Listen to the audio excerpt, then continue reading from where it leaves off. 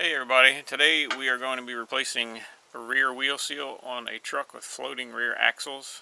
The one I'm working on today is my personal truck. It's a 1999 Dodge 4-wheel drive with the Cummins diesel in it.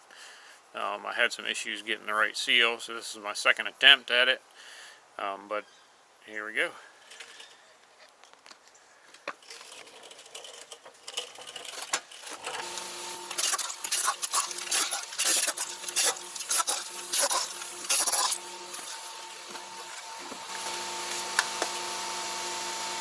On this truck the drum slides right off. On some of the older trucks the drum, you have to pull this hub off to get the drum off.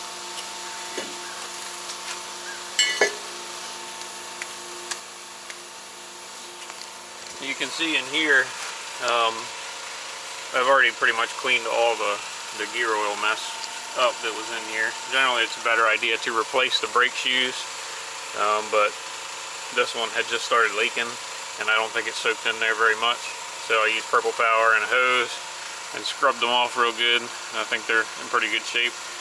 Later on you can always check if you pull the drum and you see that this has turned black and it's got like a film on it, that the gear oil is still soaked into the brake pads.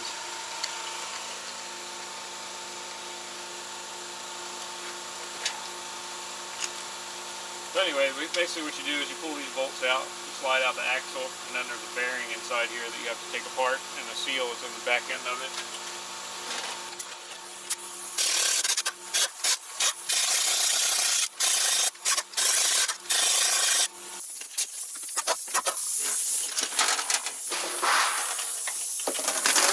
You will generally have some gear oil come out when you pull this. The axle oil is what lubricates the bearing in here, and that, of course that's what leaks into the brakes when the seal gets bad.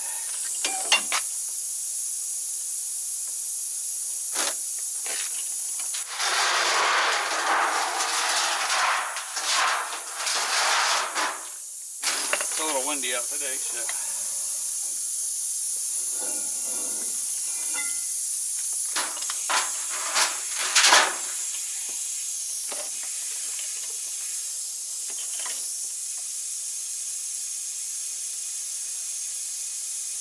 okay, now in this one, there's normally some type of locking mechanism. Some of the Fords have a automatic locking system that's built into this nut that kind of ratchets on there.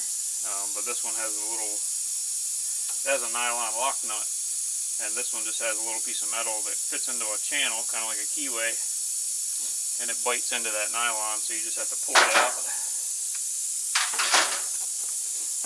Sometimes you can work around having proper socket, but on this one you can't, because it's got rounded edges and there's no easy way to get at it with a chisel or something to spin it out of there.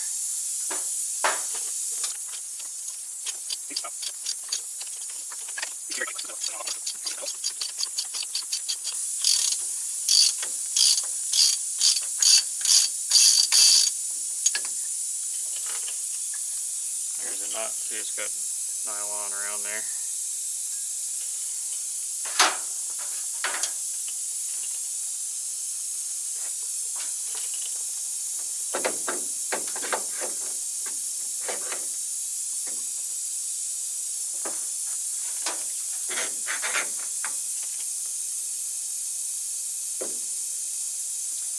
Truck looks like it needs a gear oil change. I'll have to get after that too.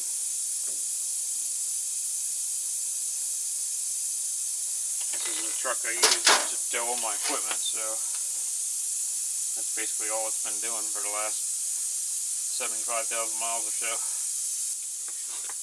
Basically you just pop the old seal out.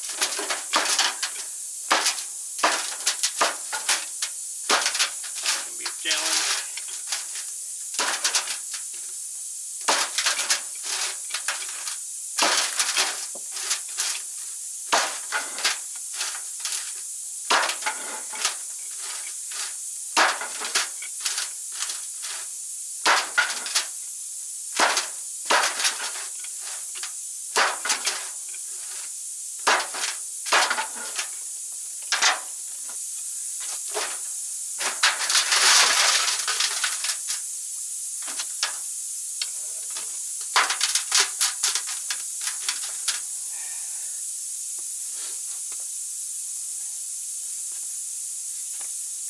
dirty already.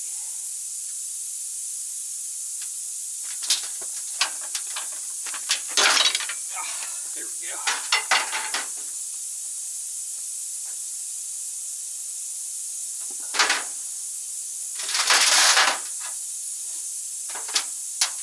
Check your bearings for smoothness.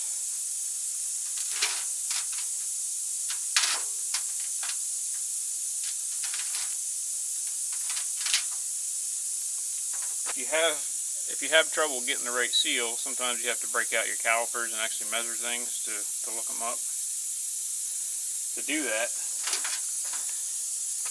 this is the outside diameter of the seal. If you measure in here, this way,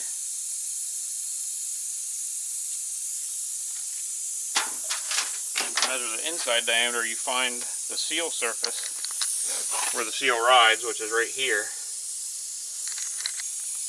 And you would measure that like so. Seal. Hopefully we have the right one here. It looks different than the old one, but that's okay as long as it works.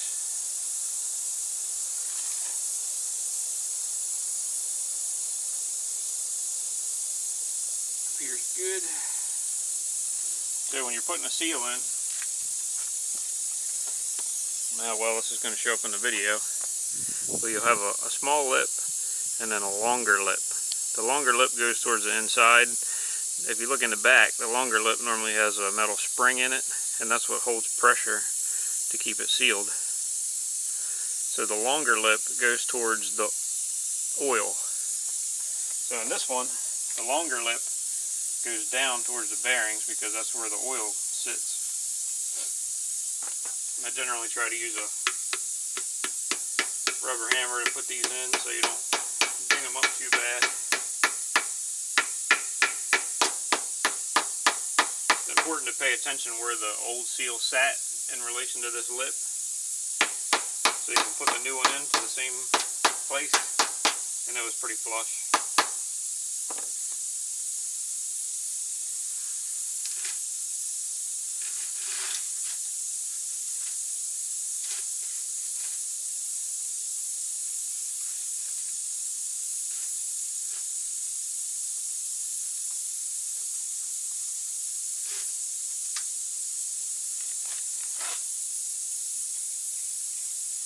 Clean this up, and it's a good idea to put a little bit of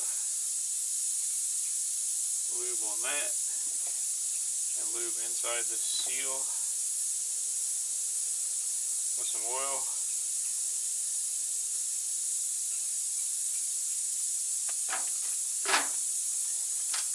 You put it on, just be gentle not to hurt anything, and twist as you're getting the seal to go into position.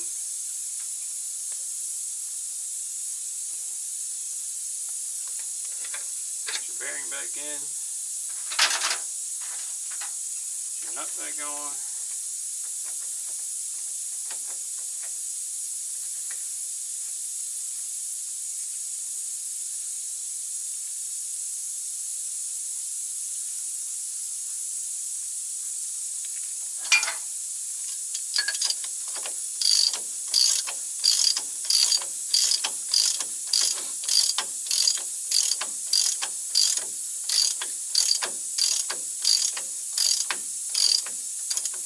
whenever you're putting tapered bearings back together, you don't want to nail them tight. Basically, I tighten them up to where I feel that they're snug and bottomed out, and then can back them off a hair, and then just tighten them back up to where you feel them just start to get tight again. You don't want to put extra pressure on those bearings. You want to let the weight that they're carrying be the only thing that has pressure against them. They'll last a lot longer that way.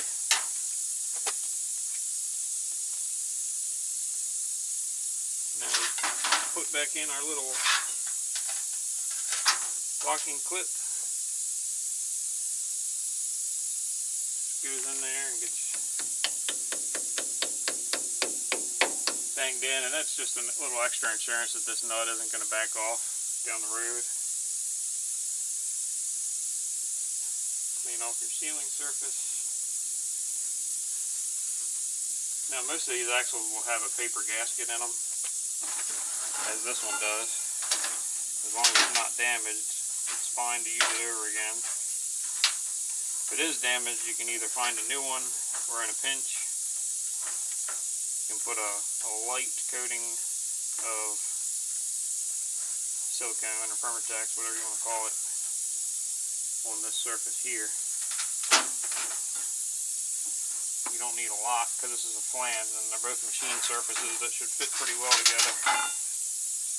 Just make sure you don't have any dirt or junk in there that's going to prevent it from sealing properly.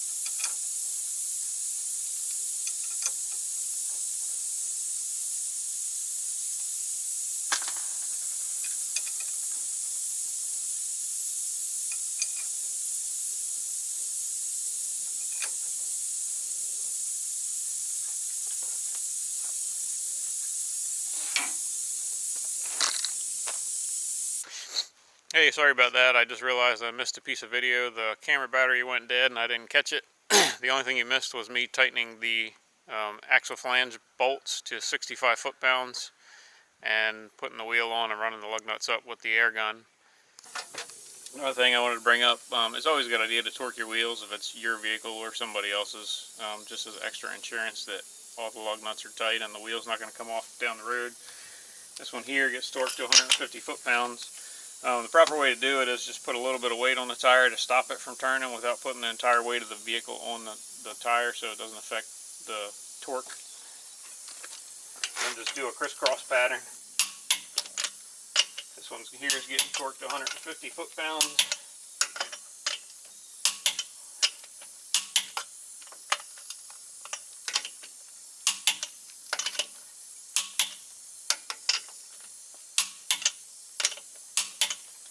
And you want to run the lug nuts down but not fully tighten them, that way they're not over tightened.